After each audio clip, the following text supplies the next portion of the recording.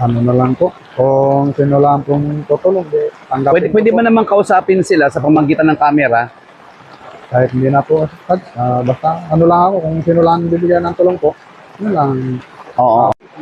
Magandang araw po. Matapos po ang bagyong Tino ay nandito po ako ngayon sa isang lugar sa May Bilaran na kung saan ay pinuntahan ko po dito yung isang family na ang kanilang bahay ay nasira at mamaya ipapakita po natin yung lugar. At ito po yung family.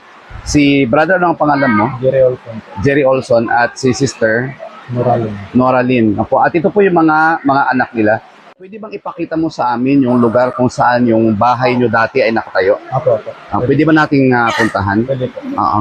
So ito po yung family niya na ngayon ay yung wala na silang bahay. Pero titignan po natin, pupuntahan po natin pansamantala yung bahay na kinatatayo niya at makita natin kung ano po yung lugar na sinasabi niya. Tayo po. So brother, ito yung area na may bahay ka noon. Apo. Pwede ba i-describe mo sa amin yung bahay mo? Dito po. Diyan talaga po mismo nakatayo, nakaganon po. Kasi yung mga lambat pa yun sa gilid eh. So yung lambat na yun sa'yo yun? Opo. So ang bahay nyo dito sa Ayan area po, na to? Opo. Yan din yung bakod po. Ayan yung bakod. Opo. Mm-mm. Tapos dito po yung paganon. Dito yung Yung bahay ko po andito. dito Kasi- yung bahay mo. So Opo. yan yung mga semento-semento na yan. Opo. Kasi po yung grip 1 dyan. Oo. Tapos doon na dinala pa baba. So yung bahay dinala na doon. Opo. Mm-mm. Opo, doon na. So ito pong area na to, yung po ay kalsada. Simula po ito sa Tumarbong Rojas na kung saan nandun yung parish ko. So kung pupunta po ako dito kasi may isang kapilya po ako dito ako dumadaan. So nakikita ko po yung bahay nila dito nakatayo. Pero by this time, tingnan nyo naman, wala nang bahay po dito. Walang bahay dahil nga naanod na ng baha. So ano yung nasa isip ninyo? Yung gulo rin po kasi wala na mga gamit, ubos. Walang gamit. Pag natira. sinabi mong gamit, ano pa ibang gamit mo maliban sa bahay? Mga plato, kaldero, damit ng mga bata.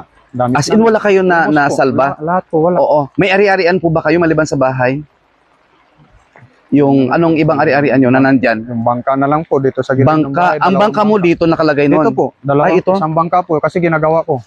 So ginagawa mo pa lang. Opo. Yung- Mga ilang buwan mo na ginagawa yon? Ano na po yun, patapos na po kakabit ko na lang po yung makina. Tapos Makina, na po yun. ilang makina yung mayroon ka? Dalawang makina po, yung makina ng isang bangka ko na bagong bili, tsaka yung dito rin po na hindi nagagamit na makina. So lahat yun nawala. Ubus po, at saka Ubus. yung motor po. Ang motor mo, anong klaseng motor? Yung TMX po na pula.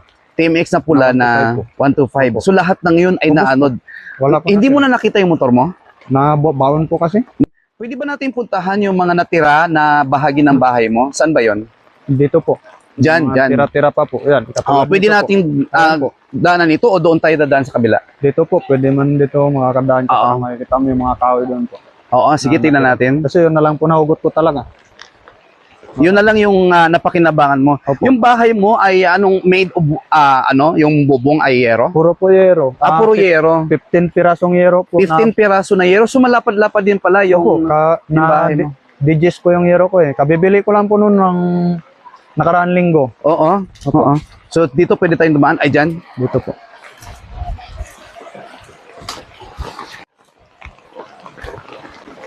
So ito po yung sitwasyon po nila dito, no ho, na sana po ay makita po ninyo yung nangyari sa kanya na talaga namang wala na silang nasalba na kahit ano pa.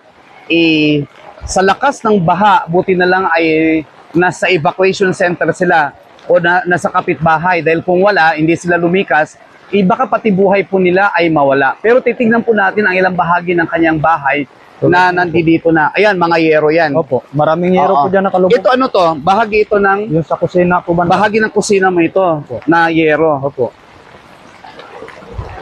Ito na lang po yung kahoy na natira. Konti lang talaga.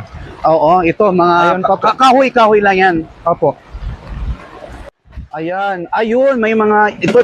Ito bahagi ng bubong po ninyo. Opo. Bago yan. Gabibili lang po. Bagong bili. Opo. Ibig sabihin yung bahay mo ay Ubos po. Ayan po. bagong pagawa mo rin. Opo. Yung bahay mo. Ito po. Wala na. So ito na lang natira. By this time ba anong ginawa ng government sa inyo? Na-report nyo na ba to sa government? Opo, alam na nila po. Alam na nila, oo. Pero wala pa namang Wala pa. sinasabi kung ano. Mga kapitbahay pa lang po ang bumigay ng mga damit ng mga bata. Mga kapitbahay, binigyan kayo ng mga damit. Opo. So, sa aawan ng Diyos, may tumutulong sa, Opo, opo. sa inyo na mga kapitbahay. Opo. No, importante talaga yung mga kapitbahay natin, ano? Kasi Yung mga sa gamit po, panahong Hindi ko pa naangat yung ibang mga gamit. Diyan yung ibang mga gamit mo. Ayun, pero lubog pa yan, Pads. Hindi pa po Oo. Pero sa tingin mo, kukunin mo pa sila dyan? yung mapapakinabangan lang po na Yung kailangan mapapakinabangan pa? Oo. Ano gusto mong sabihin? ano na lang po. Kung sino lang pong tutulong, tanggapin Pwede ko ba po. naman kausapin sila sa pamamagitan ng camera? Kahit hindi na po, Pads. Basta ano lang ako, kung sino lang bibigyan ng tulong po. Ano lang.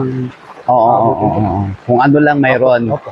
Oo. Pero pinagsumikapan mo rin naman yung bahay mo, di ba? At Matagal mga ari-arian, bangka, Nag-ipunan ko talaga po. sasakyan. Oo. Kaya siguro sa mga nanonood po ng video po na ito na kung kayo naman po ay sa tingin nyo ay kaya nyong tumulong para kay Kuya, ang pangalan mo uli Kuya? Jerry Olson po. Si Jerry Olson, dito po sa Barangay Tumarbong, nasakop ko po ang area po na ito, pwede po ninyo na ipadala sa kanya. Mag-message po kayo sa akin, pwede po kayo mag-comment below. Comment below po kayo kung gusto niyo pong tumulong.